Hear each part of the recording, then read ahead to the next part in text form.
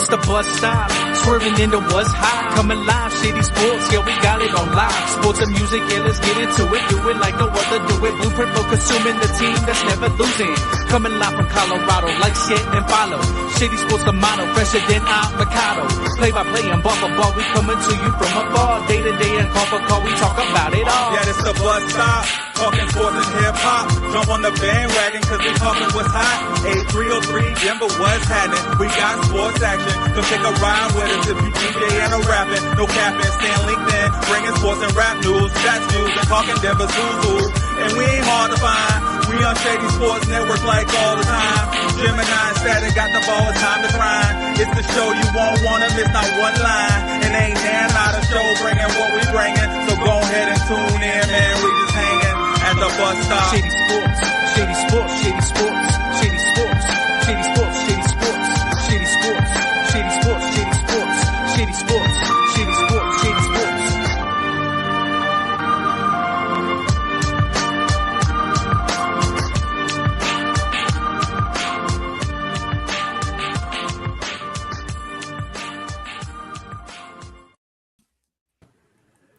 Yes, it is not the bus stop, but it is the bus stop. We still talking sports tonight, guys. What is going on? It's Tuesday night, so you know what it is. We hanging out on the bandwagon, and we got a special one tonight. We got Hoop Philosophy, hosted by Reem and the homies. So I'm gonna go ahead.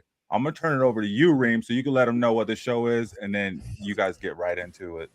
Let's get it. Let's get it. First and foremost, we appreciate you having us on, allowing us to do this. This is just one of the many stops on the bus stop here. You know, the bus is going, and right now we're going to stop in the basketball world.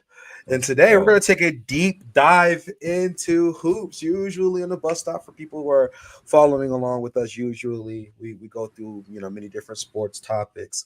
But today the bus is stalled at the basketball location, and we're going to take a deeper dive into what's going on in the league, some recent games here. We're going to take a dive into some player archetypes even, and we're going to take a dive on the team. So, you know, and of course, all the things that come in between as well. But without further ado, we're going to go ahead and get started. I'm Ring. We got Kilo and Ra with us, and of course the bus driver Cedric. And we're going to get started. Man, that OKC versus Spurs game. Now, before we even dive into this, here's what I want to start with. Okay, now for people who are following, last Saturday I stated the OKC were not like that. Do not let their record deceive you. Don't let their record fool you. They have been playing a lot of teams that are not as competitive as other teams, a lot of teams that have been injured, right? And of course, poetic justice, and the injured Spurs team had Wemby come back, right? And the very first game he came back. Now, it wasn't, you know, over the knee, you know, beaten like that or anything, but they still lost. And we're going to kind of dive into exactly what happened during that game.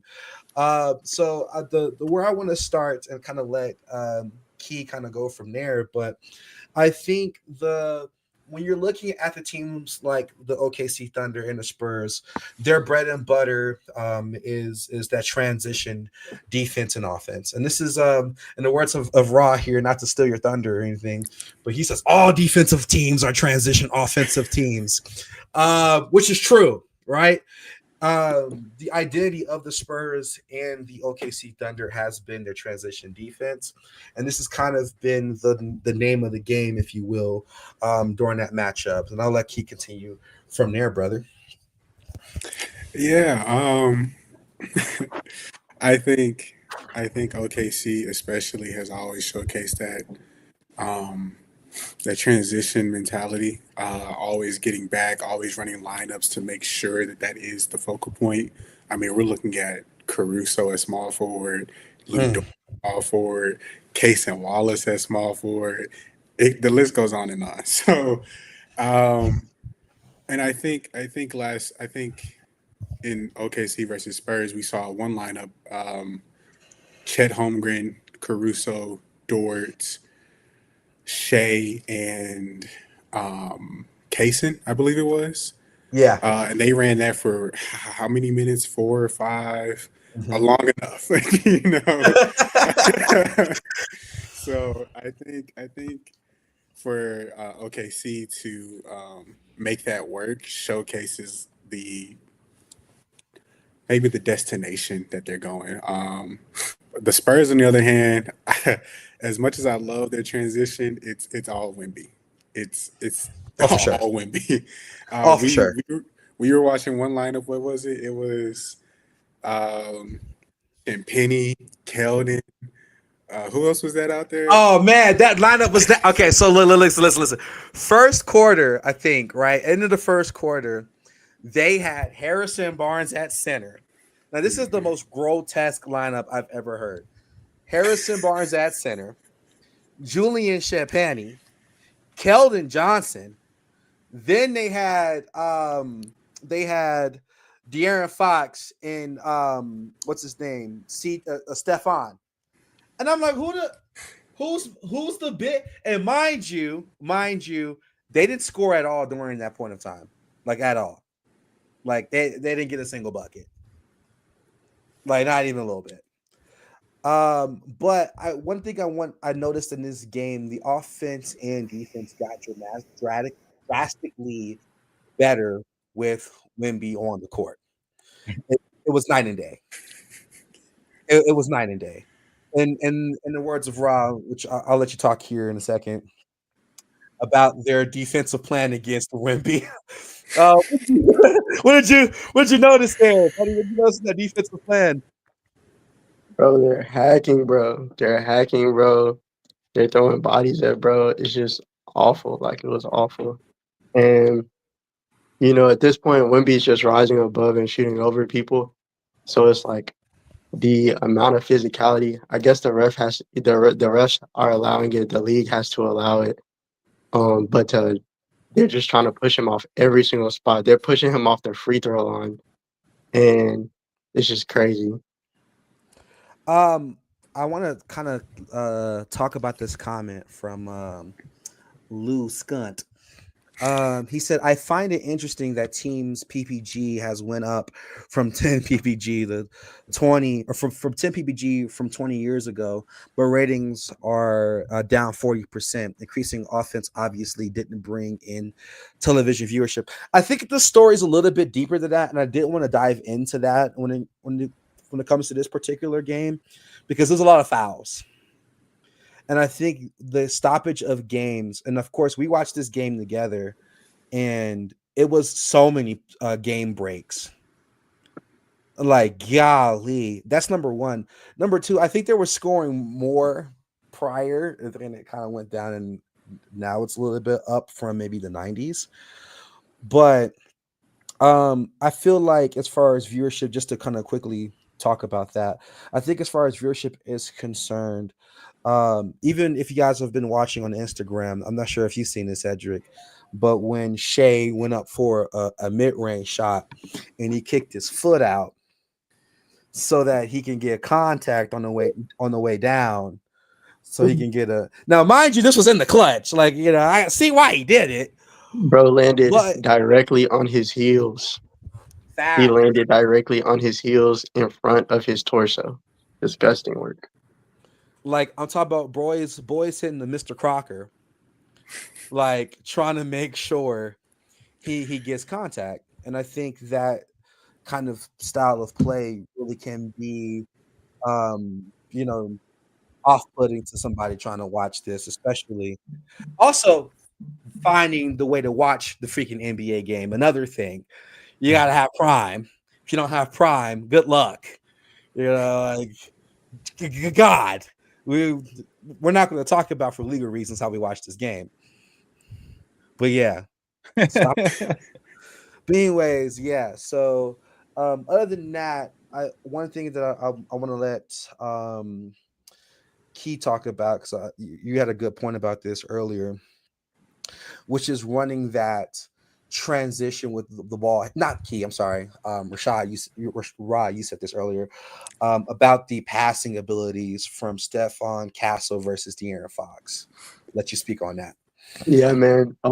Stephen, he's a great passer. He he can see they ran some actions. There was one action where he made a pass to a three over a screen. I really liked it. I think he hasn't put the playmaking together all the way because he's not as good of a dribbler yet. Like he's hanging his dribbles. He's floating a whole lot, so he's not really like a breakdown blow by guy. He's not getting past people. I think J-Dub stripped him pretty early in the game. And so we're not seeing like 6, 7, 8, 9 assists, but it's like every now and then we're getting one that looks really good. And I think to your point, De'Aaron Fox has never traditionally been that 20 and 10 player. And even when he does have, and correct me if I'm wrong here, I'm not sure who Rita is. She looks pretty upset. Stop the call. I'm not sure what that means. But anyways, we're gonna keep it going. Bus stop keeps rolling. Anyways, as I mentioned before, De'Aaron Fox has never been that 20 and 10 guy. And don't get me wrong, like this Spurs team is a lot better than the teams he's been on in the Kings era of his playing career. But I still noticed that he's still not really dropping you that 12, that 13 assists a game. And I'm curious to see, why do you guys think he hasn't made that kind of a leap on this team so far? I think part of that comes from his identity on the Kings. Right.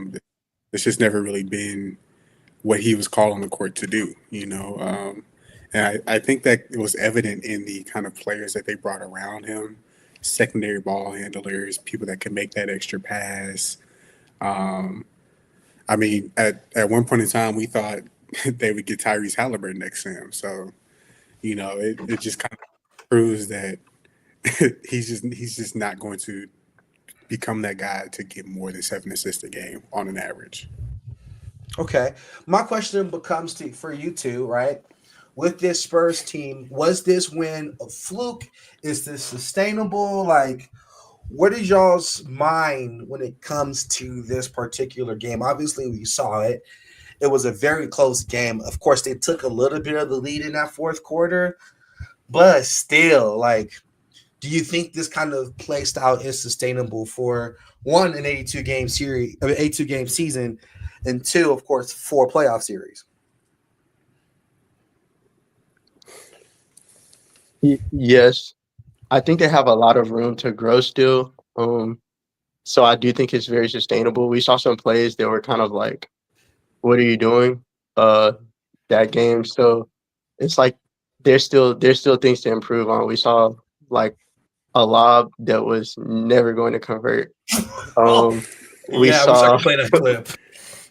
we saw a crazy limitless range 3 for no reason off the pass from Wemby. That was like later. Not necessarily the clutch, but definitely time to lock in.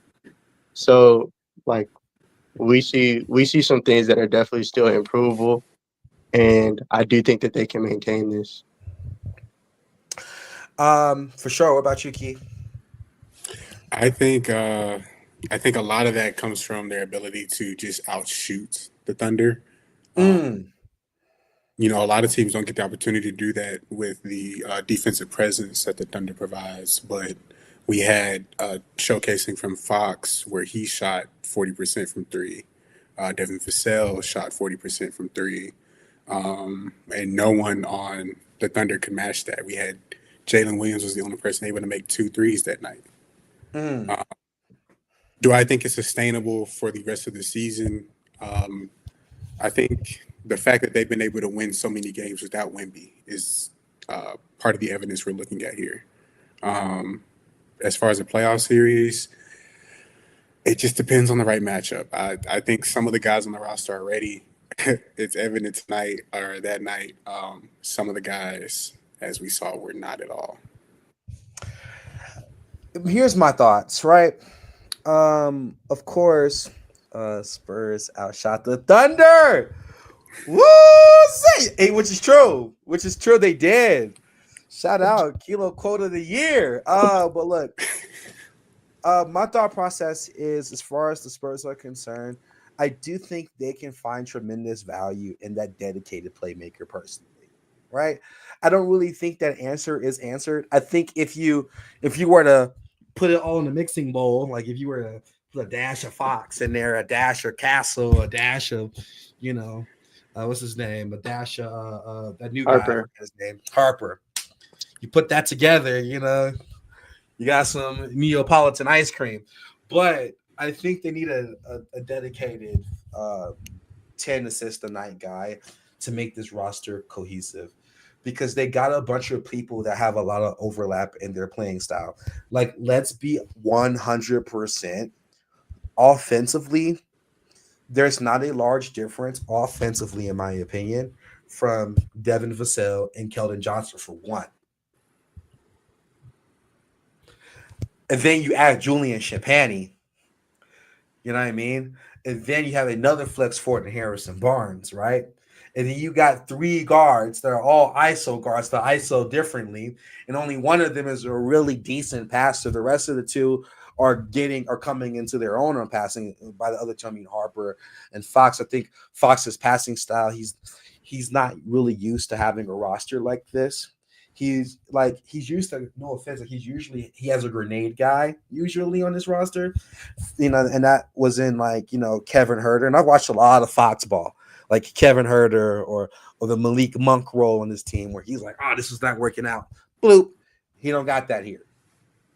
You know what I mean? So I think they could use a playmaker if they want to be a convincing contender. I still think they're in contention. I just don't think they're head and shoulders above any of the other options, in my opinion. I still think OKC can still give them a run for their money in a good playoff series. Because again, Casey Wallace wasn't even Casey Wallace. Isaiah Joe was not in this game at all. And I'm telling you now, if he was in this game, they lose.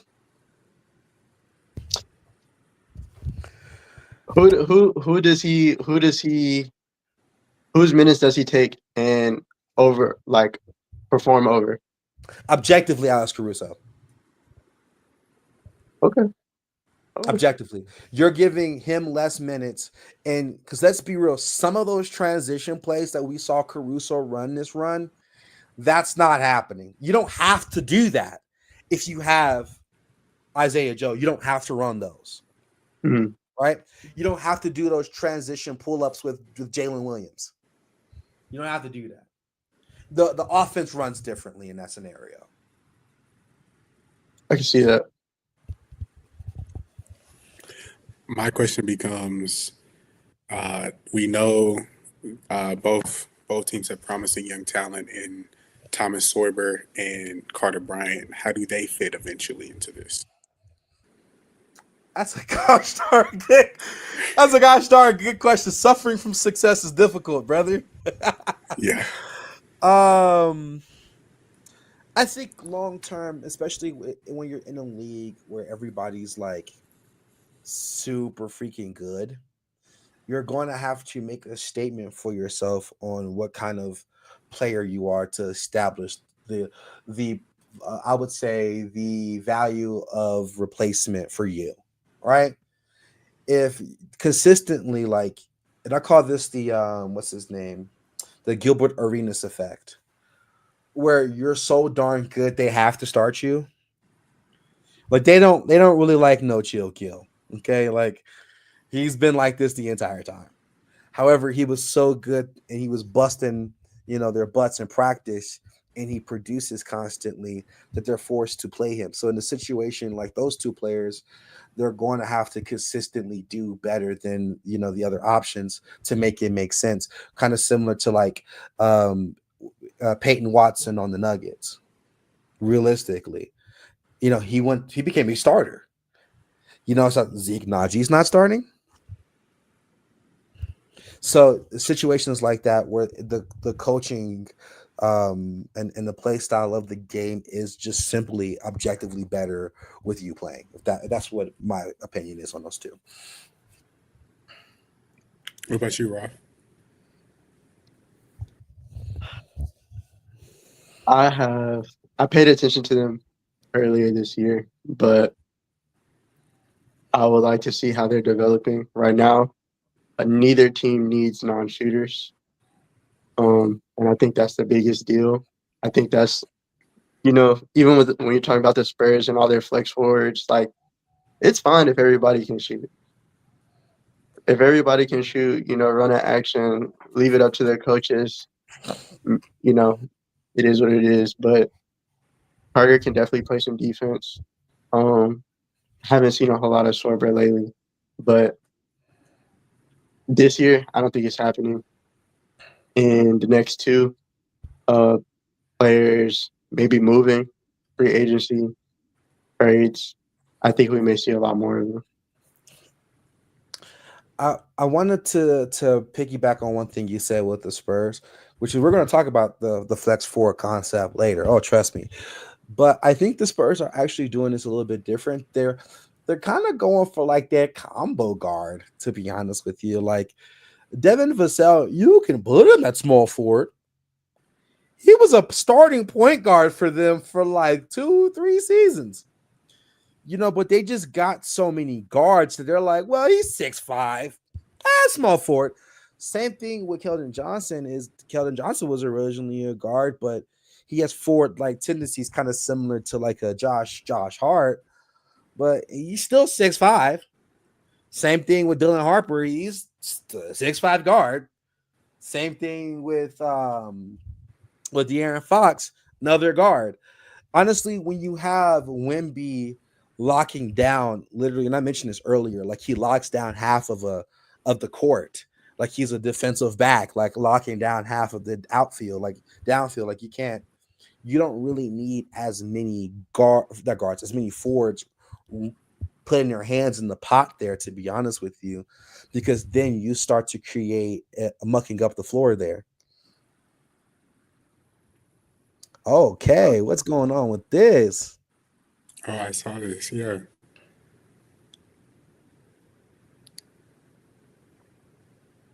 Mm-hmm. Well, you know what? Because let's talk about the trash talk, which is another thing that happened. In reference to that, right? Victor states, and I quote, he says, "I'm just glad to be a part of something that's growing to be so beautiful." He says some other stuff, pure and ethical basketball, insinuating all of this foul baiting and stuff like that is one, it's egregious. But he's talking this stuff, and Chet already, of course, with Lou Dort speaking on Chet's behalf. Chet, I don't really see him talking that much, but to Lou Dort's point, he already has a ring. He doesn't necessarily need the yes. Is this what is that? Bro, I thought that was you had to show him the kick out, bro. You got to show him that kick out. But yeah, to his point, he does have a ring. This NBA Cup, which I don't know if anyone actually cares about, no offense. It's not really the greatest accomplishment for Chet, but I think also there's a difference between Chet and Wemby, and I'll let y'all dive in on this one. But there's a difference between Chet and Wemby. There's levels to this, and Chet, he's great. He's just not Wemby. Like he's good, but like he's not Mr. Too Slippery. Like what we talking about? Like I'm sorry, he's not. She don't want a little puppy. She want a big dog. Yeah, I'm saying, I'm sorry, bro. He's bigger and better. Like we're not. I'm sorry. Like it's like Klay Thompson when he did. Dog, you were the third guy. Like, don't get me wrong, you were great, but like he talked smack to LeBron, and then we saw what happened. So like, I don't really. Yeah, I'll I let did y'all notice chime Chet in. doesn't say that much to Wemby. Chet doesn't say No, that he sure doesn't. Real quiet. Real quiet. But if you can find that video of Chet doing the foul, not Chet, of Shea doing that kick out, that would be awesome. But yeah, so that's my thoughts, and I kind of want to pass it off to you guys. is it more valuable to be in Chet's situation, or do you find more value being the Wimby of the team Okay, bro. and being on the route there? Is it better to be Wemby or Chet? Like, okay, dude. Earlier you were talking about Spurs getting so many guards, and I wanted to say that they've run this prototype before. We've seen their guards full 48 minutes coming off the bench, Manu, like, so that's amazing. But also, I'm thinking that everybody who has a great big, everybody who wants to run their offense through their big in the playoffs is watching last year's Nuggets fall off, literally unable to get Jokic the ball in the post. Alex Caruso sitting on his leg, and ball just can't even get to him. And so from there, I'm thinking, like, why not have four guys on the court that can pass Wemby the ball? And also, could traditionally guards who can shoot are great because that Braun offense that you garner so much attention and you can kick the ball out to a decent shooter. Great. Now, of course, in this particular game, not the best representation of that, but I still think, to your point, it's very valuable to have good people that can move the ball to him, that European style basketball, but also make the shot. On the topic of the guys not being ready, Ra, you made a great point a while ago in the previous conversation. You said, quote me if I'm wrong, it's not about if Wembanyama will be ready this season. It's about how the other guys will stack up and compete. Are they ready for the limelight? Are they ready for the pressure? How do they fit in Wemby's system? And if I think back on it, do I want to be in Wemby's system or do I want to be a part of Shay's system? Mm, That's a good mm, question. Because Wimby's not traditionally like your facilitator type. Like, he can pass. Shay's supposed to. We've had long conversations about this. But I think in the situation of Shay, I think that system has a little bit more mobility comparatively to Wimby. Because they, in that system, they move the ball around a little bit more, in my opinion, comparatively. I think when you trap Wimby a lot, since he's so big, he doesn't have the same facilitation tools a guard has because he's not a guard. He has guard skills, but he's not a guard. So there's been games where when Shea isn't doing so hot, he does give you 12, 13 assists. So I think if you're a role player, it's probably from a production standpoint, you would want to be with Shea. But from a ease standpoint, it's probably very easy to play next to Victor because he garners more attention, in my opinion, than Shea does on the defense. I think that it's about what you're good at. Bad shooter. Well, I'm not gonna call them bad, but shooters that are struggling have still done well with Jay. At mid post, uh, like he's driving, but there's still a lot of room for cuts when you play with Shay. There's not as much room nearly when you play with Victor. If Victor is getting triple teamed and you're not making your shots, you're off the court, buddy. So if you can't shoot, you're not gonna see the light of day in Wimby's system. But if you can't play defense, you're not gonna see the light of day in Shay's system because Shay's not, man, the way the advanced stats are popping up Shay, it's insane. Like, the entire team is going crazy on the defense. Um, to the extent that his like defensive win shares are like twice as many as the actual DPOY candidates or something crazy. But the like that's just how I see it. That's how I see the difference in like what they're looking for. So it's just about what you're good at. Absolutely. I want to hit this comment here from Shady. He says that in a direct quote from Danny Green on Wemby, he wants to be the face of the league, and he could be the face of the league when it's all said and done. That's the greatest big of all time. That's definitely a too early to tell statement. I think he can be. I think fan favorites right now for sure. After this is probably in the running would be Anthony Edwards because he has such an exuberant personality. I don't really want to. We're all respect, Brother. all respect to Jason Tatum. After that finals run, bro, like anything is possible. But after What are you talking about? that, He's still 19. he, after clip farming that hard. Yeah. So could Wemby go down as the best big of all time? Yes. Will he? Good question. And I guess we will run this back when he retires.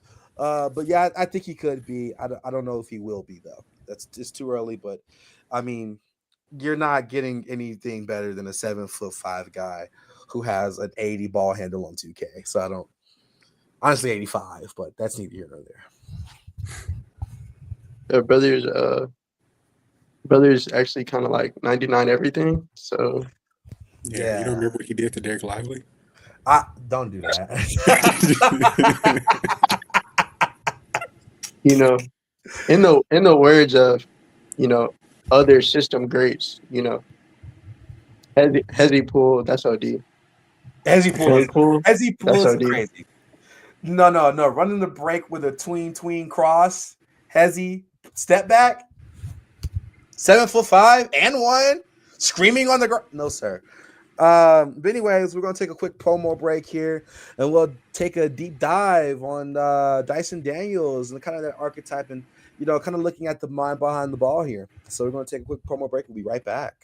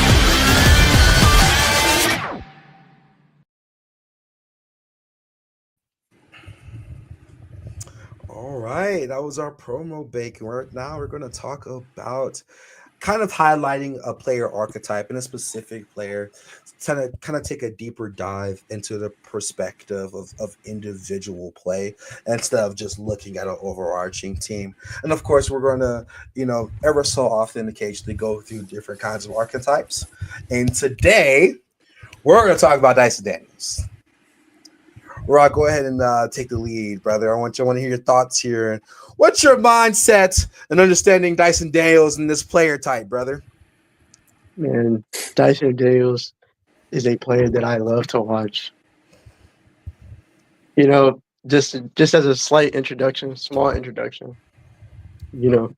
I have a friend. Every now and then I play 2K with my friend. Not to say my friend's name, but me and my friend every now and then, man. We just pull up lockdown highlights on YouTube. Dyson Daniels, bag work, best defensive playmaker in the league. And we put that to work on the court, virtually, real life, because he's just tough. He's locked down. 6'7", 6'10" wingspan. Very, very, very light On the scale of DPOI's great defenders, he's just like 200 pounds, but it allows him to guard the point. It allows him to guard the greatest points in the league. Allows him to guard Shea, Cade, small guards, jumbo guards, whatever you're looking for. And I think that is an extremely valuable niche. He just came in second for DPOY, and he won Most Improved Player. And part of the reason that I wanted to talk about him is that even after all of that, even after he went crazy for the Hawks, even though Jalen Johnson was injured, even though he went crazy for the Hawks, he came back and he said, after he won Most Improved Player, he said, I really believe I could win this award twice because I've got so much more left in me. For me, it's going to be about taking that next step next year and setting new goals. I want to be an all-star in this league, and I want to be a championship player. We love defense-first players coming in with that work ethic. You know, he has a lot of work to do offensively to take that next step. Right now, his offense is below neutral. But with that being said, that just makes it even more possible for him to get that Most Improved Player award again, because the offensive jump that he's capable of making, he's been a great playmaker. As Trae Young has gotten injured, he's stepped into like a lead point guard position, averaging a good amount of assists, scoring some. He just had a pretty good scoring night. I think it was 27. So good stuff. My question for the two of you is that oh yeah, buddy, let's take a gander. And as this is playing, I'm curious from y'all's perspective, what do you think makes this archetype so effective, especially defensively?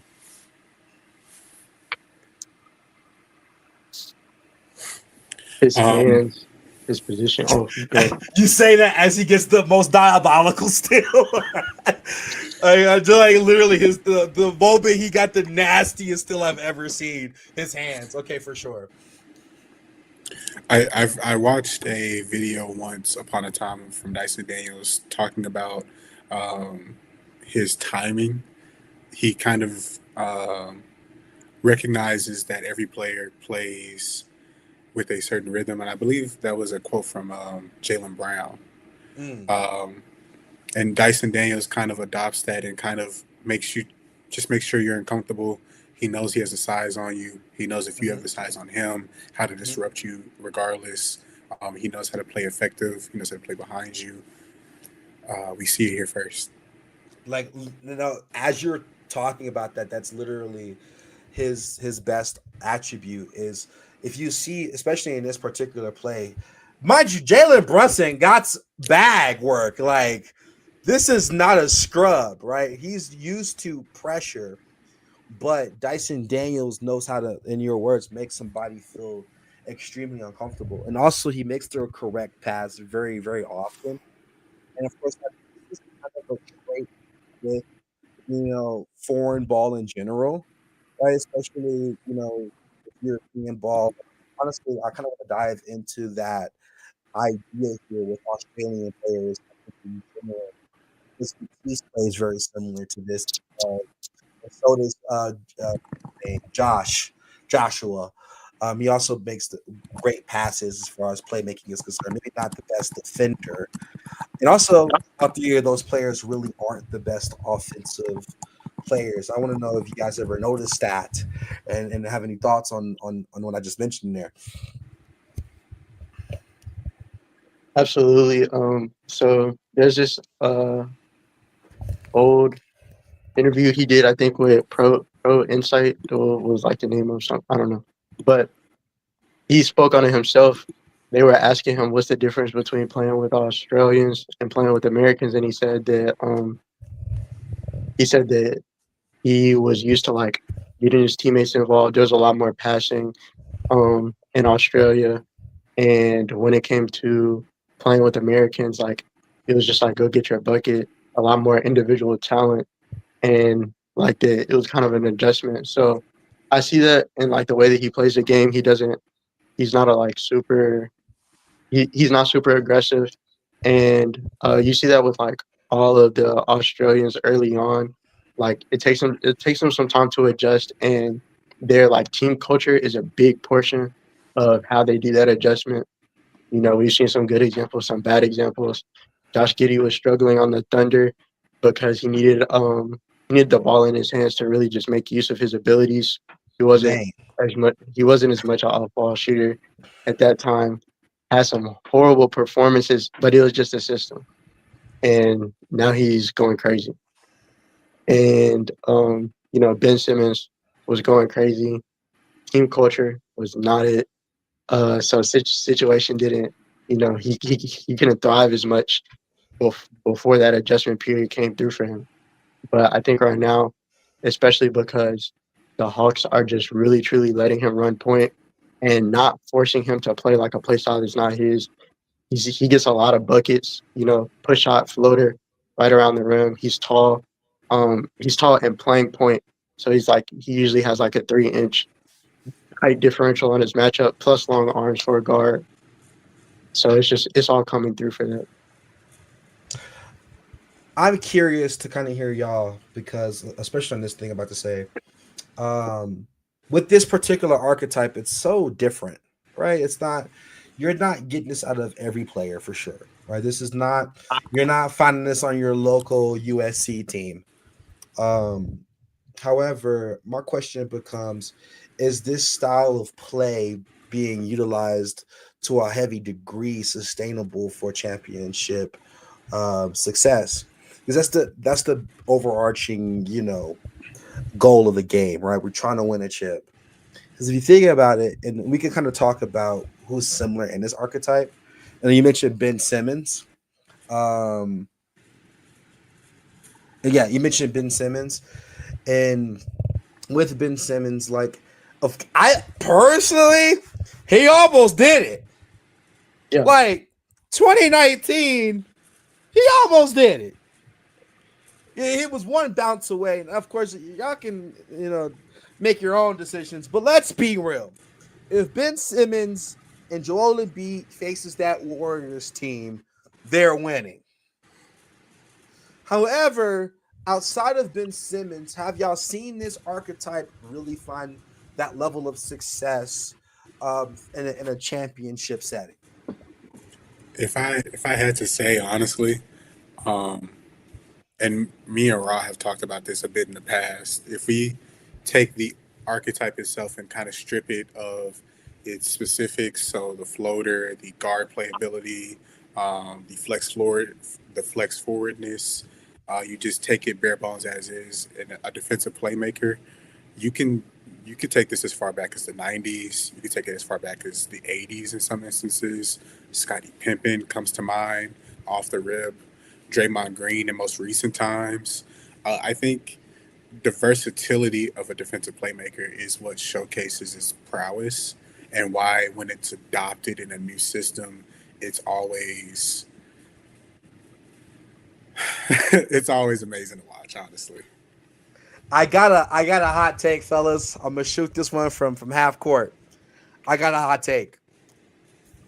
I think this role is better supplementary.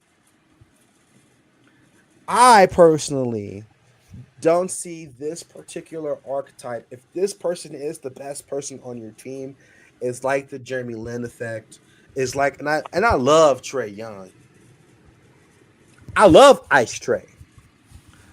I don't think Trae Young should be the best player on your team. I don't think Dyson Daniels should be either, or Scottie Pippen, or Draymond Green either.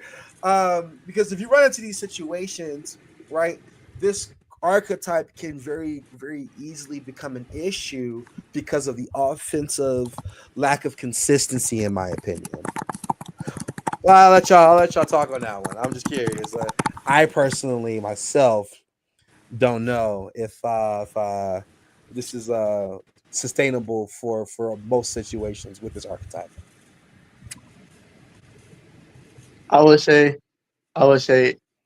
when you're talking about a one-way archetype, when you're talking about somebody who can only play defense or only play offense, at the extreme lack of the other side of basketball, then of course, yeah, that's not championship caliber on the regular. Even when you're talking about, some people will say like, oh, Jokic doesn't play defense. We see all the different kind of stats that can, disrupt that argument. We also can watch the games. Rebounding is so vital. But when we're talking about Dyson Daniels right now, like he's 22. So is he the best player on a championship team right now? Of course not. But we're looking at five plus assists already. We're looking at insane plus rebounding at the guard spot, already averaging 6 or more. We're looking at mismatch ability. He's got great footwork in the post. He's been developing it more. We can see the way that you can run the plays through him, running the play, just inside of the free throw line. He's a great facilitator from there. I've seen that a whole lot from him because if you don't step up, he does the push shot. He's great coming off the dribble handoffs. Is he the best? Not yet. Not yet. He hasn't developed a shot. We've yet to see what's going to come from it. So I say that archetype isn't him. And for sure, Scottie Pippen can be the best on a championship team. Why? The Celtics just won. So you're either about to tell me that Scottie Pippen can be the best, or either Jason Tatum or Jaylen Brown is better.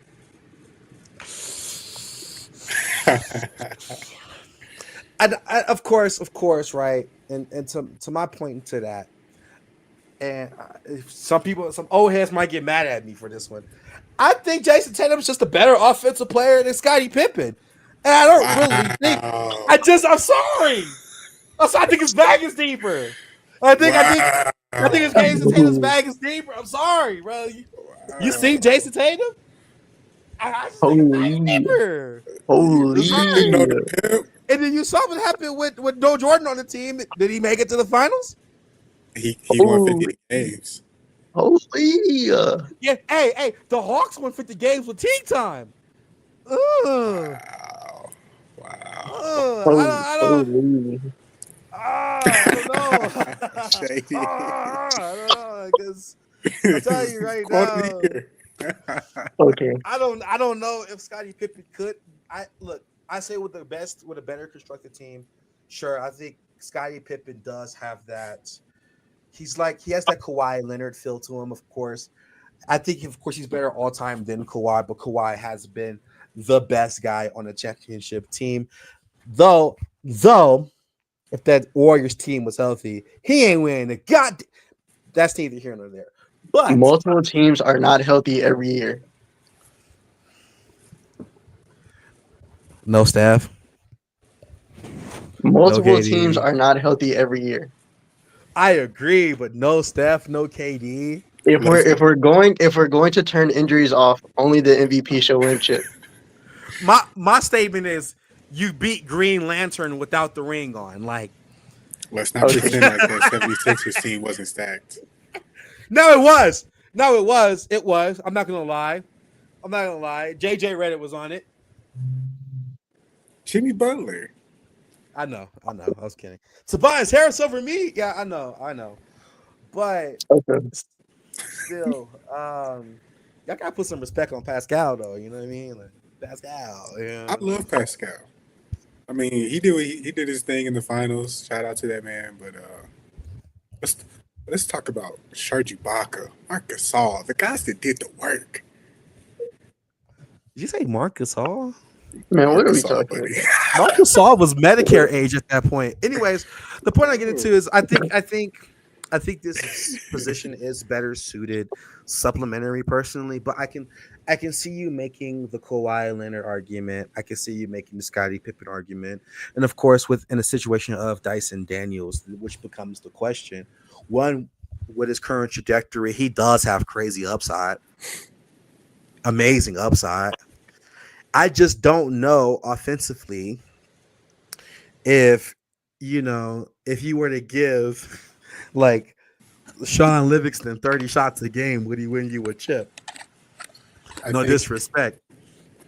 I think, with all respect not taken, I think the biggest upside to this archetype is if you're gonna make it to the finals, you need someone to guard, arguably, possibly even in a lot of circumstances, the best player on the planet.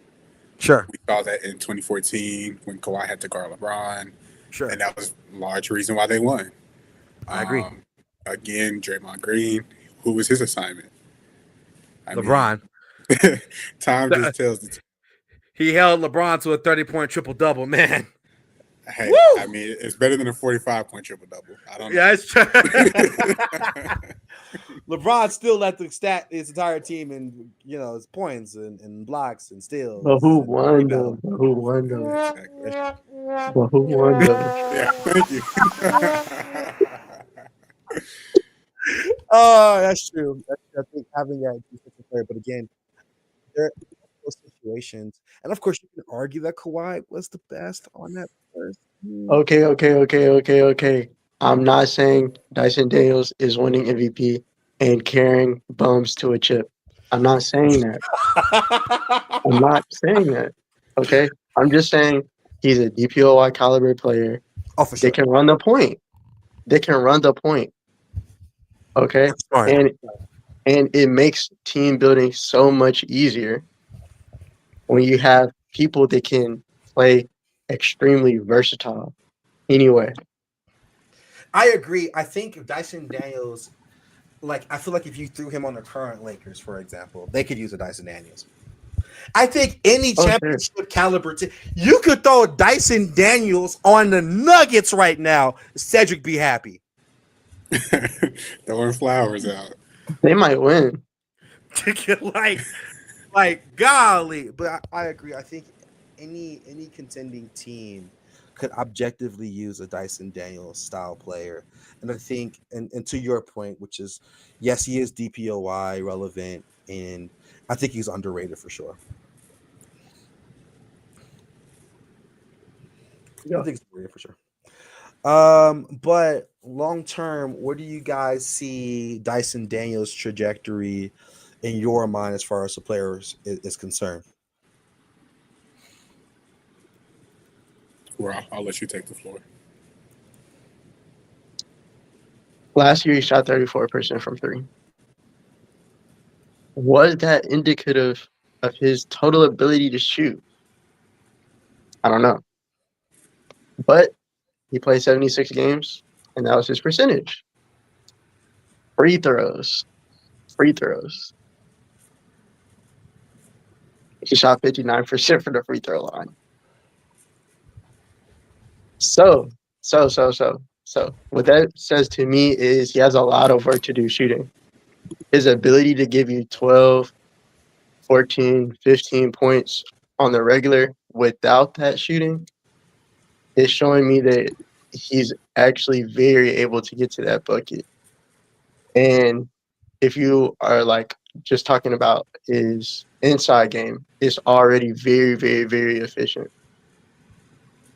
He came out and said after this offseason, he came out and said that the past few off seasons, he hadn't been able to work on his game as much in the off season because, Olympics, stuff like that. He just had so many prior obligations, prior commitments, but that he got into working on his midi this off season. And I think now midi over 3-point shot, that's a take. I'm gonna leave it to the shooting coaches. But I think that it could develop over time, and at that height, if you can shoot the midi, you're shooting over guards. So I think that he can definitely become a 20-point scorer. Honestly, I can definitely see 27-7 in the next few years, and still maintain that DPOY caliber defense. I can definitely see that. And I'm gonna keep talking a second here, but to your point, this is his time to really show us this, right? Trae Young has been absent. He's been absent since October 29th. So this is the time. Of course, obviously, we're not Bill Nye the Science Guy to see that the defense has gotten better, without the one of the worst defenders in the league. I think it's between him and godly Jamal Murray. But with no Trey Young, this is kind of his opportunity to kind of show us and display, what does Dyson Daniels really look like. And I'll let Keith talk. You look like you had a point there. I think the playability of Dyson Daniels really fringes not even just on Dyson Daniels, but what everyone else around him decides to do. I mean, we have Jalen Johnson, a prolific playmaker. He can also get you about 7 assists on an average. Trey Young, if he comes back healthy, we know he can get us 7 to 11 assists on an average. So it really just depends on who decides to play off ball. And in my opinion, if you're going to be arguably one of the best shooters in the league, Trey Young, you should be off ball. That's just my opinion, but I'll leave that to the shooters. That is one thing I also agree with. Like he could be running around some screens too. Like, man, like 6 foot slipping around screens, tough to keep up with. But also, like, I want to say on Yeka, like great playmaker as well. And I think I've seen quite a bit of him passing to Dyson Daniels, leading to his assist. Yeah. That's fair. I'm gonna end the conversation topic with this. With the current trajectory of Dyson Daniels, is he a NBA All-Star caliber player, or is it too early to tell? Let me know what you guys think. You guys think he's All-Star caliber or no? This year? Mm-hmm. Bro, he's a negative on offense, gang. I meant to say his trajectory, not right now, gang. My bad. Okay. His trajectory. Do you think Dyson Daniels has an All-Star in his future? Do you think he can make a good case for himself trajectory-wise? Or was it too early to tell? And I'll leave you guys with that. I don't know. I don't know where I feel on that one. I'll leave the comments for you guys to see if you feel like Dyson Daniels is based off what you learned today. Do you think he could be an All-Star, or do we think all of us are tripping? I'm saying yes. You're saying yes, Key? You saying yes? I think so. I'm a hate. No, I'm kidding. I think so also, but I'll let you guys in the comments, make your predictions on what you think about Dirty D, Dyson Daniels. And we're going to take a quick promo break. We're going to do our last segment of the day. We're going to take a deep dive, a team spotlight into one of the teams in the NBA. We're going to do this every single episode of this podcast. We're going to choose a team. We're going to take a dive into it, and we'll go from there after the break.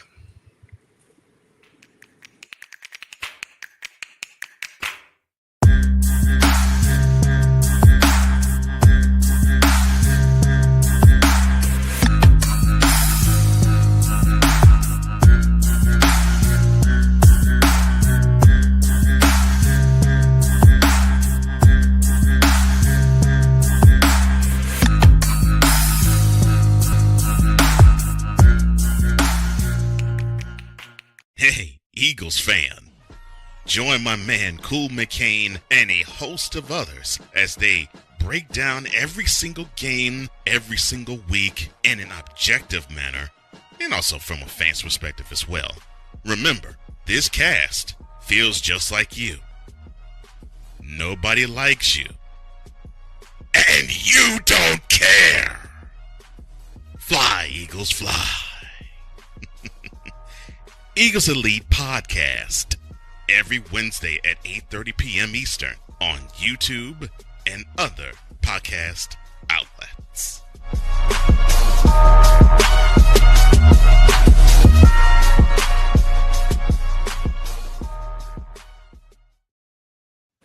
All right, Eagle fans and many others, welcome back.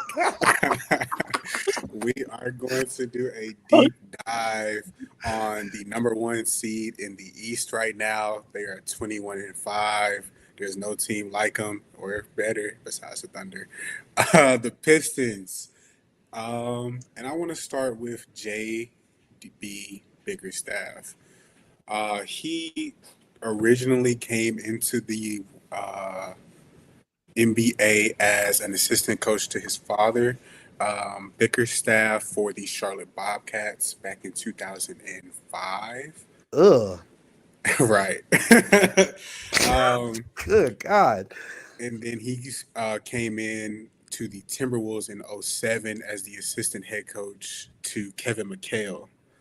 He assisted in the development of Kevin Love, helping him win Rookie of the Year and Most Improved in his third year. But finally, we got to see Bickerstaff as a head coach in the Grizzlies in 2016 with a record of 55 and 109 in his tenure. That's the best Grizzlies roster we've ever had, too. Golly! Yeah, he was there with the young prospects like rookie Dylan Brooks, rookie Jaren Jackson. They did not get Ja Morant yet. So keep that in mind. But we did see a winning record finally at his assistant coach position for the Cleveland Cavaliers.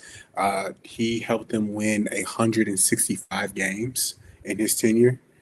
Very impressive. But finally, he is where he is today at the Pistons with a record currently of 44.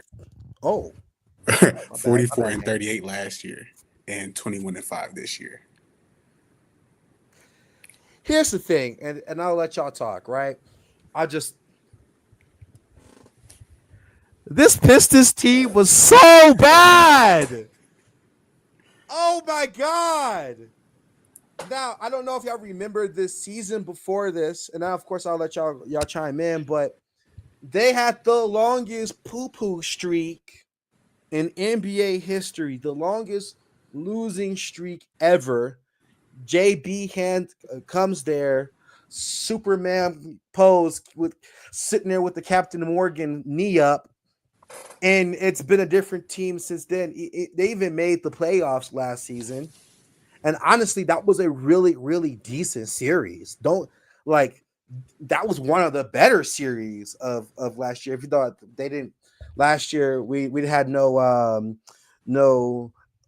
lack of interesting series, is my opinion. But I think the Pistons have been killing it with this coaching. But I'll turn that back over to you and let you continue that one. I just wanted to chime in. No, I completely agree with you. I think head coach Monty Williams was part of the reason for that losing streak. 28 games. That's a lot of games. I think it started October 30th, if I'm not mistaken, on a random Monday in 2023. Way to start the new month, right? Do you remember some of the people on that roster? Yeah, it's about the losing streak roster. Mm-hmm. Oh, absolutely, absolutely, for sure. So Yeah. it was for sure Cade Cunningham, Right. and poor Cade. Of course, he was helping me in my parlays, but man, parlay killer, man. He was doing awesome.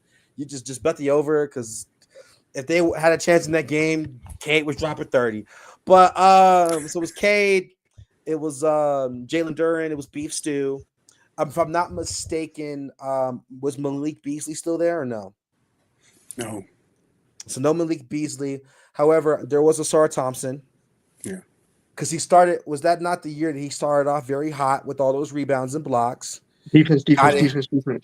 And then he got injured and he came back a whole different dude. And I was like, what happened? Also bet the under on 2.5 assists for him, please. Always. And they had a bunch of other guys. It was Marcus? Jaden Ivey. I think he was injured also that season too, right? Let me open the trash bag for you. We have Shake Milton. Shake Milton. Yeah, we got Kevin Knox. Oh, good dog. Fortnite suits. Continue. Fortnite. We got Killian Hayes. Killian Hayes. Yes, sir. We got to get a veteran presence in here. Do you remember Taj Gibson?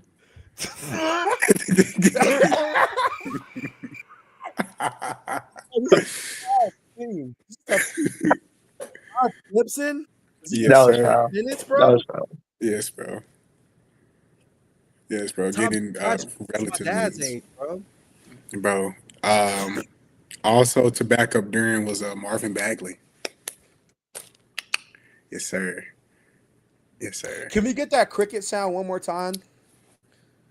For the people in the back, just curious. Yeah, thank you. Yikes. But I believe my point is clear. But one thing that is notable to that losing streak that they had, Cade Cunningham did go down with an injury that season for 20 games. Mm-hmm. Mm-hmm. So I think honestly, we can't put it all on Monty Williams. We can't put it all on Cade Cunningham. I think the biggest outlier is the culmination of the worst kind of talent possible put together on one team, but it led to results that got them Ron Holland. You can't be mad at Asar Thompson. It was his rookie year. Right. But I think if we want to talk about today's Pistons, boy, have they turned it around. And I think most notably their defense. If you didn't know, they're the second best defense in the league, bolstering a 100 Defense. defensive net rating.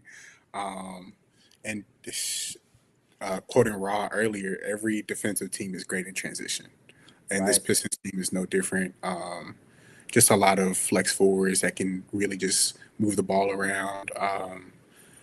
And though they don't shoot well compared to league average, they're middle of the pack, about 17th. They are hosting a lot of snipers. We have Duncan Robinson, who's shooting 40% from the three this season on 7 attempts. Tobias Harris, he's shooting 35% from three on 5 attempts. We have Isaiah Stewart, Stu, shooting 40% from three off the bench. Ew. Can't be mad at that. I'm not. But God. And I think that's what helps Cade Cunningham average the amount of assists that he's averaging.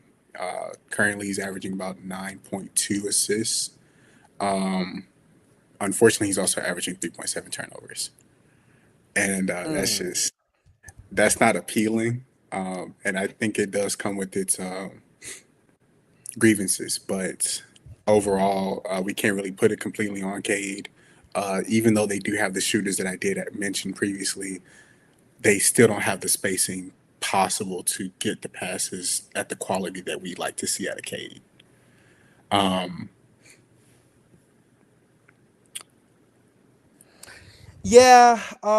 think another thing that is going really well with this team, and they have historically been better, and I mentioned this in previous conversations, their pick and roll offense has been helping them tremendously in the half court.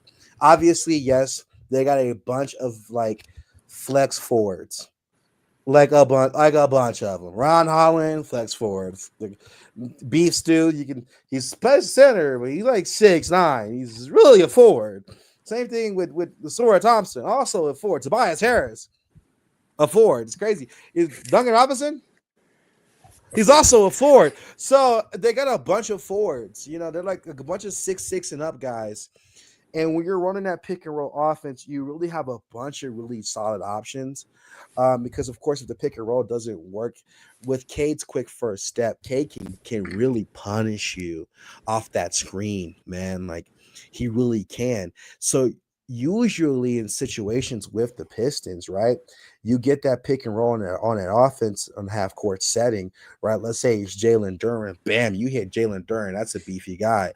Boom, Cade Cunningham's moving towards the rim at this point. He can either pull up for a midi and his midi's tight, or he can take it to the basket. And if he takes it to the basket and your center's out of the play, you're going to have to help. There's no surprise that Cade's averaging 8+, 9+ assists, because boom, all he has to do is kick it out to help guys man. And we got a bunch of people who can shoot. Sorry, Sir Thompson. We got a bunch of guys that can shoot. Like, this really has a decent recipe for some success. Now, for me, is teams that have also a bunch of flex forward or faster guys. I don't know if that's going to be necessarily feasible in a 48-minute game. Like with Wembanyama, I don't really think there's a such thing of Wembanyama really being out of the play. But in situations like that, I feel like it's really team and matchup dependent, and that's where this coaching from Bickerstaff kind of really shines through, right? He's really good at trying to set up his guys in the best case scenarios, even when it's not it's not as advantageous for them. You'd seen that in on the Grit and Grind, 2016 freaking Memphis roster, right? That team had no business being that good, not at all. What? Like, what? Oh, but again, right? Especially with who was on that roster, and that's kind of where good coaching kind of takes a leap here, as well as personnel. If that makes sense to you guys. Absolutely. And I think the biggest part as to why that shines is the pick and roll between Cade and JD. Fun fact: Jalen Duren finishes his rim attempts at 72% when it comes from an assist from Cade Cunningham. So tough. They're one of the best pick and roll targets in the game. Holy moving screen. Holy moving screen. Yeah, he definitely fits a lot of those. But again, right? Like you see that they have some of the best pick and roll offense in the entire league. But yeah, you're to your point. And Rod, what do you think about the development of Jalen Duren? Oh man, I love Jalen Duren. I have another friend, play 2K with him every now and then. Me and him got into a little bit of a debate a while ago. I'm a big Zach Edey guy. He's a big Jalen Duren guy. I'm thinking, Yao Ming, contact dunking Wemby, what's not to love? And he's thinking, Dwight Howard archetype, what's not to love? And, Jalen Duren, he broke out this season before Zach Edey did. So I almost had to eat my words. But Jalen Duren is, manifesting the shot now. He's coming out. He's able to stretch the floor a lot more than he was. It seems like he's bulked up. He's grabbing so many boards. He's super mobile. He's just totally frightening. And for me, I'm looking at the way he's setting those screens for Cade. It's just working so well. He's such a strong screen setter. I think it's been like a little bit underrated on just how totally successful he is with, filling the lane in that he's jumping right on time, like in that alley you just showed. Like that's perfect jump, perfect throw, chemistry. Like it's just total package right now. I'm loving it. I think from a perspective of Jalen Duren, right? Obviously, and I've been watching the Pistons for quite some time. Okay, like I'm still sad about Fontecchio not being there. If you guys know, you know. But with Jalen Duren, obviously the Pistons have needed a big man to rise up for quite some time. Right? They've needed they need a glass cleaner, right? They need a defensive presence. And don't get me wrong, I love beef stew, and with Fontecchio, it's more like big stroganoff, but nonetheless, I love beef stew, but I think, and to your point with Jalen Duren, is he's rised up to be the center they need next to Cade, right? And what's convenient and nice for this Pistons roster is that center is the kind of center that Jalen Duren is. He is that guy that's very athletic, that very bulky, that Dwight Howard archetype kind of guy, right? That will slam that thing, that will get you a double-double every game, that will clean up the roster. Of course, not clean up the roster, will clean up the boards. My only critique for Jalen Duren is I wish he blocked or protected the rim a little bit better. I think that's probably an area of improvement for him. I don't see any reason why he can't give you 2.5 a game personally. Like if Miles Turner can do it, you can do it, dude. Like, come on. But also like with his athleticism, it just pairs very well because he is exactly where he needs to be on time, and that's what you don't get as much with Beef Stew. He's a little bit slower of foot. However, he makes up with that because he can shoot. Jalen Duren, for the love of God, you don't want him at the line, past the arc. My goodness, but maybe at some point, hopefully, fingers crossed. However, nonetheless, I digress. But where he lacks in shooting, he does everything else.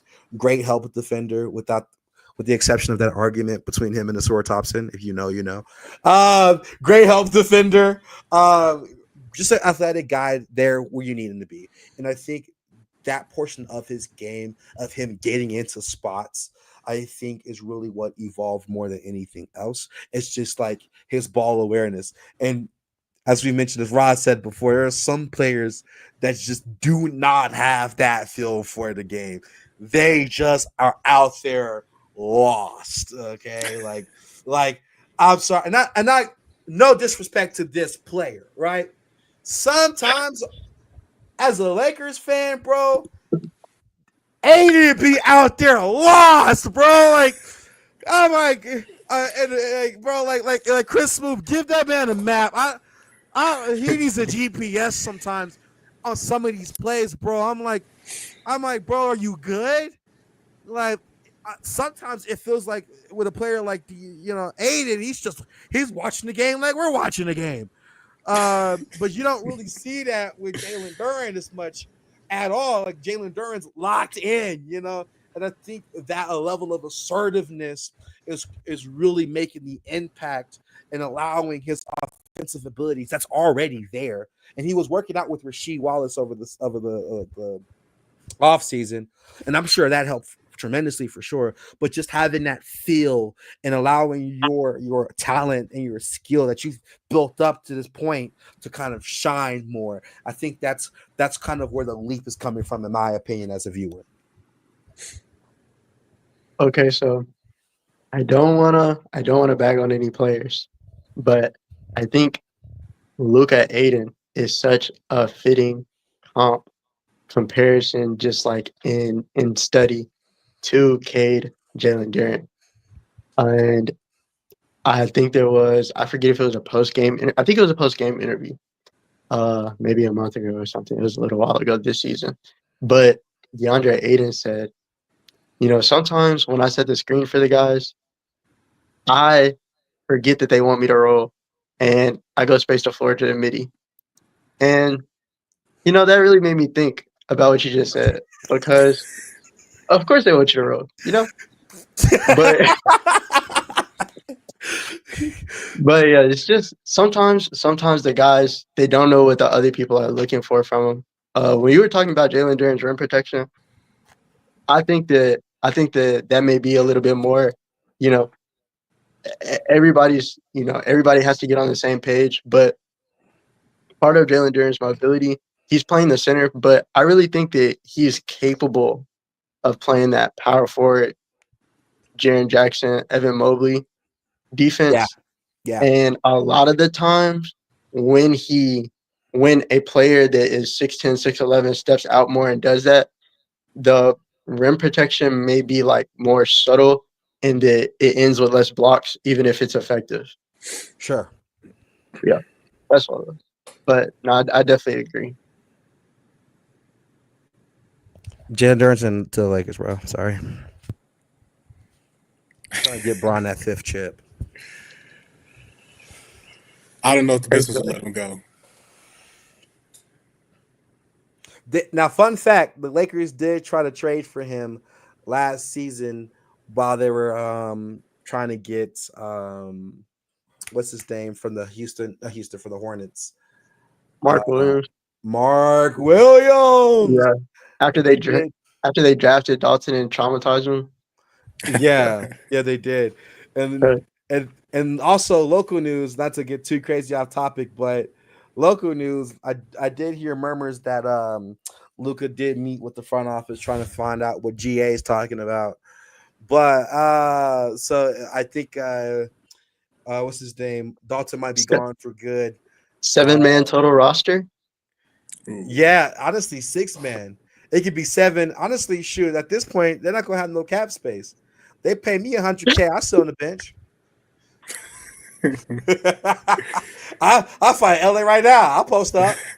Yeah, they'll take me to a chip. I'll be like Jeff Teague on the Bucks. But anyways, back to Jalen Duren though. He just has that really good feel for the game, the really good archetype, and I think he has the tools if he continues to progress, continues to add that presence on offense. I don't necessarily think he needs a shot. However, I think of obviously being able to shoot the 3 is great, but you don't need it. Like Rudy Gobert has been awful from shooting the 3, like genuinely terrible. And man still has a job, so It's true. I think for those super mobile centers, it's less effective for them to shoot the 3 because they're so capable on the O boards. But when you have like those taller 7'1", 7'2" guys that are a little bit slower, you want them like KP because they're not giving you that O board, so they might as well be on the 3-point line. Yeah, Rudy Gobert is super mobile, bro. Like, man, that's like the most mobile center. Man, that's really Rudy Gobert. Man, All shout that out to space he's him. covering, man. Yeah, for sure. Yeah, man, 7-time DPOY Rudy Gobert, bro. He deserves Like, them all. honestly, best French basketball player of all time, to be honest. Holy glaze. What is the most notable development you've seen out of Jalen Duren this season so far?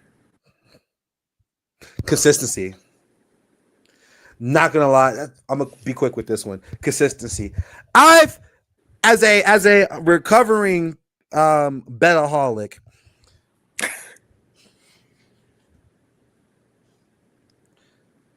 I had to hit Jordan from freaking TikTok, pull my glasses off, throw it. This man has single-handedly sold my parlays. Now, of course, is it my fault for betting on him? Absolutely. That's on me. Absolutely. Oh my god, bro. Yo, that's crazy. Quoting me on that's wild. But yeah, has he sold my plays? Absolutely. But is 8.5 rebounds realistic for a big man?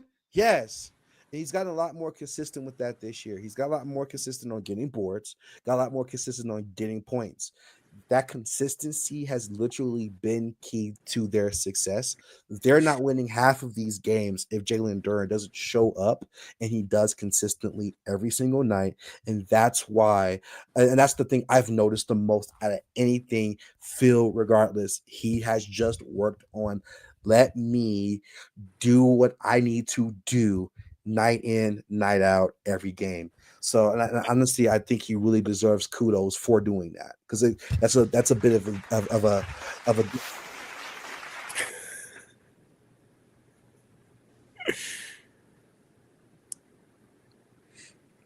What do you think, Rob? There was one beautiful, beautiful play that I loved to see, where Jalen Duren's bringing the ball up half court, coming into that midi, size up, hash. Yeah. No way we would have saw that last year. No way we would have saw that last year. No. Last year, bro was rocking like, man, 50 midi. Okay. So it's good to see, he's not just a dunker. We're not asking him to step out and shoot, but if he's feeling it, he's feeling it. I'm letting him shoot a little bit. What about you, Key? What did you notice? I think most notably the short roll. Everything that he can do in that short range is just it's a big improvement from what we've seen in previous years. I've seen him shoot post fadeaways. I've seen him turn to a turnaround jumper. Everything in the face up that he's brought this season, including that step back. It's really a sight to see, and it really is what makes that pick and roll so dangerous this season. Okay. I have a question for you, for everyone here. We've talked about Cade. We talked about Jalen Duren. Let's talk about Sir Thompson. Okay, let's talk about Sir Thompson. Defense. Obviously, right? Amin has been producing more. Mm-hmm. Okay, and unfortunately, with him being a twin, he's always going to be compared to his bro. Sucks, but it's going to happen. My question is, how do you guys feel about his production and his trajectory so far on the Pistons?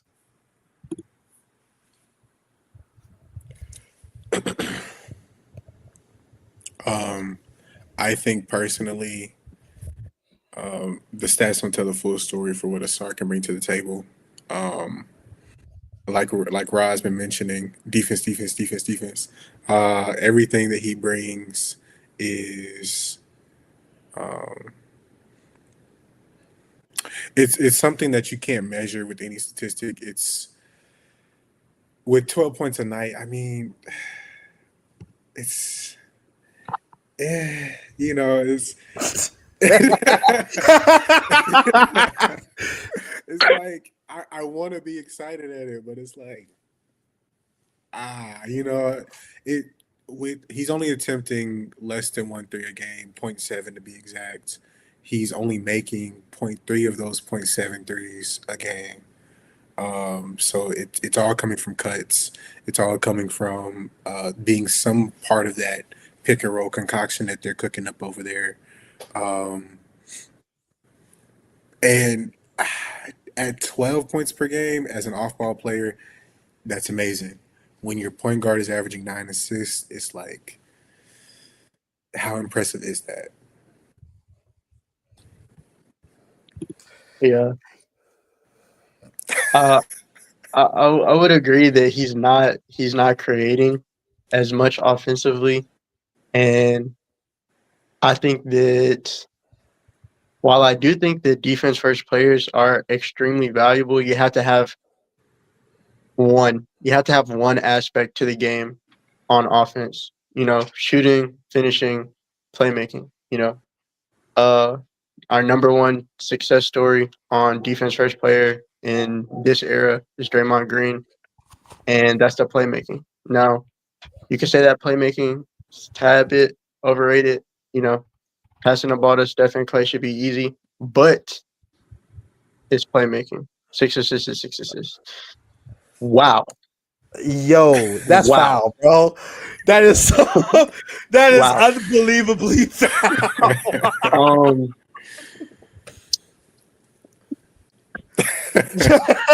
Holy. Some people just live. They walk through their day with hate in their heart, man. Some people just walk around with hate in their heart. Yo, shout out the bus driver, bro, with the graphics, bro. Oh, but continue your point, man. Man, if you're a listener, somebody just came. We saw a comment in a thread about Asar Thompson, and it was, he is truly one of the worst players in the league, and that's just not true. There's just, not that I need to name any names, but there are names. There are names. there are many names to come before Asar Thompson. So I think that they need to be focused on him getting at least one aspect of the offense together. 30% from 3. I'm not mad at it. I'm not mad at it. I'm not mad at names. Name them names. I'm sorry. I'm about to name 200 small forwards. No. Oh, that's crazy. Yeah, we're gonna continue. Rob, you keep going. You keep going, Rob. We're gonna slide on by. But yeah, for both of the Thompson twins, I always want to see. I really, really want to see. We look at them in the transition. We look at them when they get to their full speed, and we're noting like, this is one of the best movers. These are two of the best movers in the league. These are two of the fastest guys. Super. I can't even say it's twitchy, but like they get in the air. It's so fast. It's so fast. I want to see them take people off the dribble. I want to see it regularly. Even if it just has to be dribble handoffs to get the full steam, like even if they're not ready to break down the defense, I just want to see it like go yam on somebody. Both 40-inch plus vertical, like just go dunk that thing. And let Jalen Duren grab the O board. I agree to a degree. I think you can't look at Asura Thompson's counting stats and be like, that's who he is. He does a lot of contests, right? He does a lot of help defense, right? He adds a lot of pressure. He's part of the reason why the transition defense is as good as it is. Right now, as a guy not taking a crazy amount of threes, 1 for 7 field goal percentage, and can't shoot free throws is not hot. But he's phenomenal defensively, though. Asar Thompson is not a guy you're a small forward's going to really coast to 40 points on. Like, he's going to guard your best ball handler, bro. And of course, if it's a big, it's going to go to Jalen Duren. So every night, his assignment is going to be the Luka Doncic's. You know what I mean? His assignments are going to be the Shea Gilgeous-Alexanders, the Devin Bookers, the Jason Tatums. You know what I mean? So and Jaylen Brown. You know what I mean? So with that being stated, you are getting your full value from him as being a game slower, not a game pusher, in my opinion. But I say all of this to say, I think with Asura Thompson being on the team, being as one-sided of the ball heavy, as mentioned by Rob before, that's not ideal. Having someone that's only good at one side of the ball, with the exception of Jokic. Like, Jokic is killing. But I think this is all a testament to Cade Cunningham, which was going to be the last of the three we're going to talk about here. Cade's been crazy. I'm just going to call it a spade a spade. He's been going crazy. 9 assists with this roster is wild work. Wild work. 9 assists. Marcus Sasser and Asura Thompson and Ron Holland and Jalen Duren. Don't get me wrong, Jalen Duren's great. He ain't 25 and 10 great. 9 assists with this roster? He is 25 and 10 great. He could be. He doesn't do you. He's not going to give you 25 and 10 a night, though. No, that's yeah. He's not 25. He's going there. He's on his way yet. That's true. I mean? So like, not bad. Not bad at all. That's IQ. That's having hoop philosophy. Sorry. Anyways, yeah, he does have that IQ to make this work, and I kind of want to pass it on to you guys, and Rob. What do you guys think about Cade's play?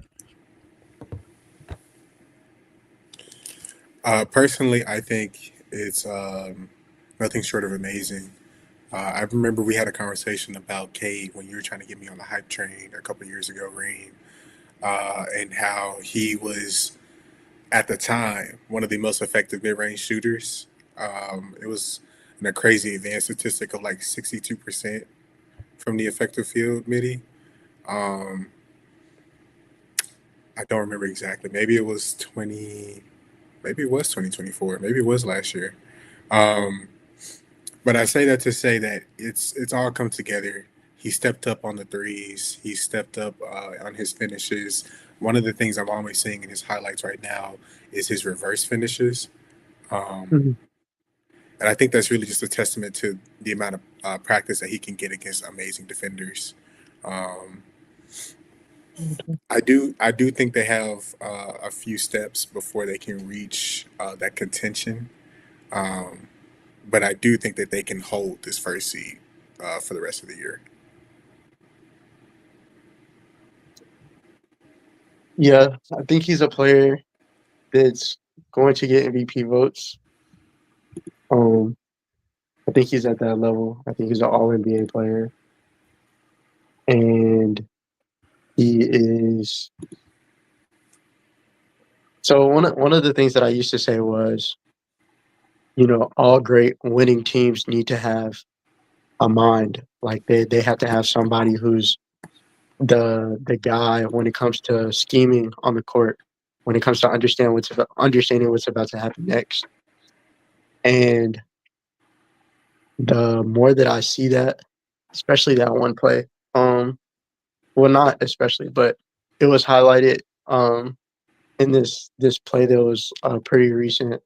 I feel like everybody's seen it, where he goes full court. He gets one screen to take a man off him, but it's like a spin and a move, and he goes through 4 defenders for the lay. And it's just like the level that he's understanding the game at has like drastically risen, in my opinion, even from last year. Like he's just so much more comfortable. His moves, like he's just used to it now. If I'm looking at like what I'm expecting the defense to do to him, I'm not thinking anymore. Like when he gets past people, I'm not ever thinking like, oh, it's bad D. Like I'm just like, that's overly tough. Like how did you even think of that? Like that's just a tough move, and it's consistent now. So I wanna pass this question off to you guys. Like I'm gonna leave my answer for last on this one. Do you think the Detroit Pistons would be good if they were in the Western Conference? Ooh. I mean, that we're talking about being better than what? So we off the rip, they're not going to be better than the Lakers. They're not going to be better than the Nuggets. They're not going to be better than obviously the Thunder. They're not even close to that. And I say that they're starting to sit comfortably between the Rockets. I can't say they're as close to the Spurs, but the rest of the Spurs roster just kind of feels it.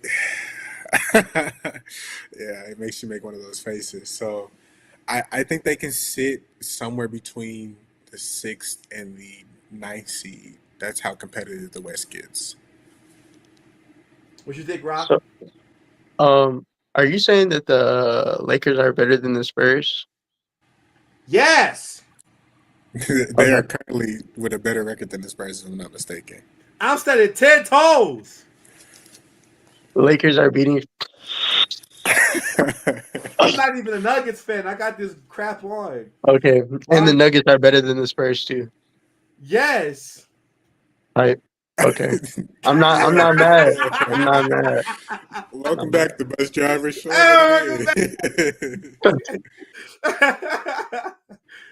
Absolutely, though. Nah, yeah. They might be Rockets level. They're definitely not top 4. I don't think they can maintain it. They're still dealing with injuries every now and then as well. I just don't think they can maintain that in the West. Okay, my thoughts. I disagree. I just wanted to let that one breathe for a second. I disagree. I want to let that breathe. Here's what I mean. The Pistons have been extremely freaking healthy, man. They've been healthy. And I think a healthy Pistons team is probably doing some decent numbers in the West. I think there will be the biggest, you're like the Grizzlies, right? And I like the Grizzlies. Don't get me wrong. I like the Jaw. So I like the Grizzlies, but they've never really been like we really thought they were winning the chip. And it's because they've just had the best cohesion as far as like players and personnel. And the only real players that's kind of been iffy on the Grizzlies health-wise has just been Ja, occasionally Jaren. And now with recent history, the Zach Edey situation, but bro, the whole team is always out for the Grizzlies. Bro, they regularly make new 10 days. They have 10 days. They have at least 20. Whoa, hold on. I'm talking about the 2021 to 2023 Grizzlies, where they were the 2 seed. Okay. Where Ja was like, I'm fine in the West. Yeah. Those years, they didn't face a lot of injuries. Yeah, it wasn't bad. And that's the reason why they were the 2 seed in the first place. It's because they weren't injured. Like, that was the one year, like, Ja knew how to land correctly. Both about to fry me up. I was like, I think the healthy Pistons would do well. I think they would probably have they'll have a couple more losses. I would say they'll be in between the Lakers and the Nuggets. Unfortunately, the bus drivers Nuggets are above the Lakers currently. The Detroit is 5-0 against the West so far. Yeah, to my point. But I still think that's because he's only played the West 5 times. Right. That's why. I wonder who the 5 is. If it's the Jazz, I don't know why you said that. But anyways, my point is I think they'll be in between the Nuggets and the Lakers. I don't like the Nuggets are higher than Lakers. I'm not wearing this because I like this team. I don't like this team. But I still think they'll probably be, I'll say firmly 3. Only strictly because they're healthy. I don't think they'll be better. They'll just have a better record, in my opinion. If they were to keep the same health. I don't think they're as comparable to the 2nd seed Grizzlies, primarily because that Grizzlies team was prolific in the shooting department at the time. Fair. It was just a way more balanced roster, like a more filled out roster. And then we got to the playoffs and Brooks. We're not going to talk about it. Okay. Anyways, yeah. Oh, I've got this. Green Giant. LeBron, but I've got this. honestly, let's.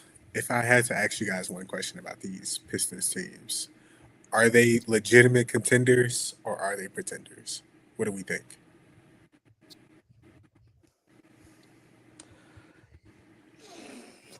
I think it's still New York. Wow. I think it's still. I don't like the New Yorkers, but I still think it's New York because the New York be running like they be running these salmon chopped cheese lineups sometimes. Like, what are we doing, bro? What a Josh Hart like at the 2. Like, what are we doing? Like, anyways, I still think Would you rather have him at the 2 or the 4? I'd still rather have him at the 2. But I think it's just 6 now. To answer my question, to Project Patal, I think they're kind of contenders. Kind of. I don't think they're gonna win. I think they're gonna be like the Pacers. They're gonna get there. I don't think they're gonna. If they get there, they're not winning it.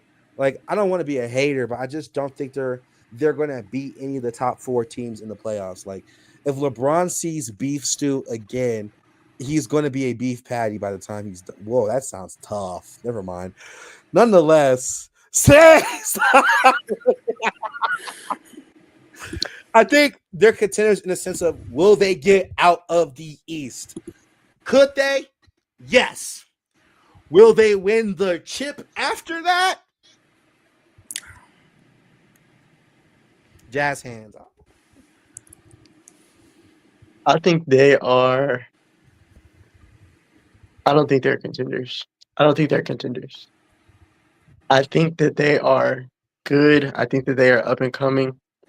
I think they are missing the depth. I just think that they are missing the depth. The real contenders have, 10 playable guys at this point. And it's just too much. The game planning is just too possible to game plan for Cade and Jalen Duren and Ivy. like who else is creating? Who else is giving you 20? Like beef stew. What do? You stand there, put a hand up, and that's the defense for the day. Like Sar Thompson, you sit paint. That's the defense for the day. Like it's not. I think they're too game planable. I think they don't have the depth, and I think that like the maturity is not fully there yet. As players, I think Cade has the maturity. I think Cade has the maturity. But like it's so pressurizing. Like that's the best of the best. Those are the bright lights, and the lights can be too bright. So I want to list off some stats to you guys and see if they change your mind. This season, Jalen Duren is averaging 18 points, 11 rebounds, and 1 block. Not there. All right. Let's talk about a star. I think Cat is averaging 12 boards. He is. Second most in the league, right after Jokic. What about Asar Thompson averaging 12 points, 6 rebounds, and 3 assists? Tight. Still not hot. Tight. So we got Duncan Robinson averaging 12 points, 3 rebounds, and 2 assists. Tight. Who? Duncan. So then we also have Tobias Harris averaging 14 points, 5 rebounds, and 2 assists. Tobias Harris over me? Yes, sir. Buddy. Tobias Harris, he did say that Philly fans would trade him for a crumble cookie.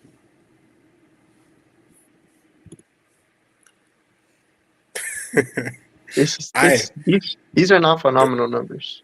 Depending on the week, I think all of us would. Continue, Key. Continue with these stats, bro. I'm listening. All right, my last one is Stu giving you a whopping 10 points, 6 rebounds, and 2 blocks off the bench. Junior Whopper? Yeah. Points distribution. Double digits. Hey, a lot of teams can't say that. Gang. Okay.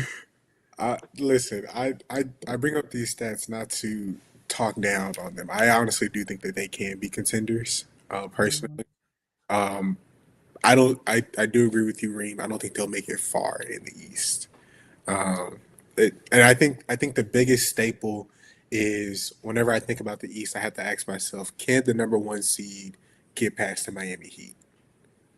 This season, the answer is no.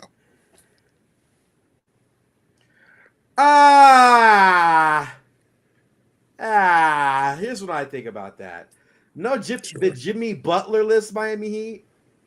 Yes. Have y'all seen that meme of Anthony Mackie where he's like, Yes. That's what I'm looking at you guys like right now. You guys. Norman Powell. Yeah. Jaime Jaquez. Built to bottom. Not Nikola Jokic. Nikola Jovic. Yes, sir. It's Jover. Honestly, man, you got some faith. I wish I had that much faith. 30-point Bam. You're a believer. For the series. 30-point Bam. Do I think that they have the better talent overall when we talk about matchup versus matchup? No. But do I think that they have the deeper roster for a 7-game series and they have the grit and grind mentality? Absolutely. Sure, because here's the thing, right? I'm not gonna forget that Eric Spoelstra made Caleb Williams look like he was prime MJ against the Celtics. Okay. So you give him Norman Powell, who's dropping 20 on the Clippers a game and making NBA fantasy rosters look insane all last year, sure.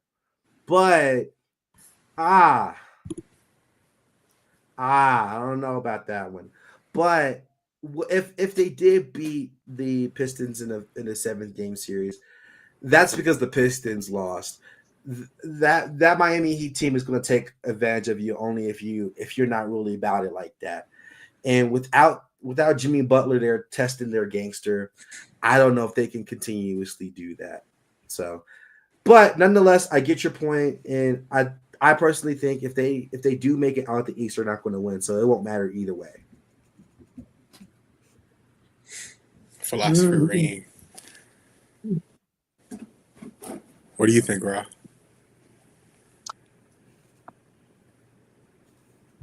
I think that they have. Yes, sir. I think that they just need a few more pieces. I think that the people that we're happy to see there can win there. I think that the people that are being talked about, the people that are running the offense, being large parts of the offense, I don't have any doubt that they can be on a winning offense. I just don't think that everybody's ready and the roster is deep enough. And I just don't think that entire team is on the same page and just totally ready. Like that's just it.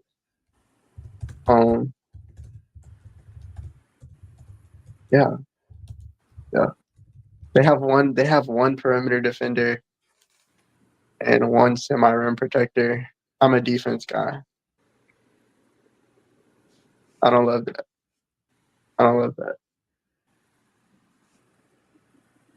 That's just it. I feel you. So I'll put it like this as our final statements, man. With OKC and the Spurs as we restarted, I think the Spurs got a good a trajectory for where we're going. I still think OKC are low-key frauds. Dyson Daniels is a wonderful archetype. I still think it's secondary, primarily. And of course, the Pistons, are they pretenders or contenders? It looks like they got outvoted into the pretender realm-ish. But it looks like we're just going to have to watch and see how that goes. But that's all we got for you guys, and we're happy to have this segment and have you guys follow along. Heck yeah, great show, guys. Yeah, guys, everybody out there watching, don't forget to hit that like button. Head over to Shady Sports Network on YouTube. Hit that subscribe button if you haven't already. Like, I'm still trying to get to 10,000 subscribers by the end of the NFL season, so we got a ways to go. So tell your friends to tell their friends to share it for us and subscribe. Yeah, Reem, Ra, Kilo, thank you guys so much. I look forward to more of this talk. Hopefully, continue this going forward, and all of you guys out there, you can come join us hopefully Tuesday nights to talk some more NBA as we get into the thick of the season, wrapping up the NFL season. If nothing else, thank you guys, and everyone, I hope you have a great night. Enjoy the rest of your week. Thanks for having us. I'm a game changer.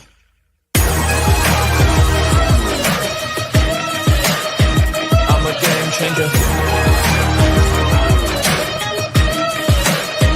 I'm a game changer. I'm a game changer. I'm a game changer.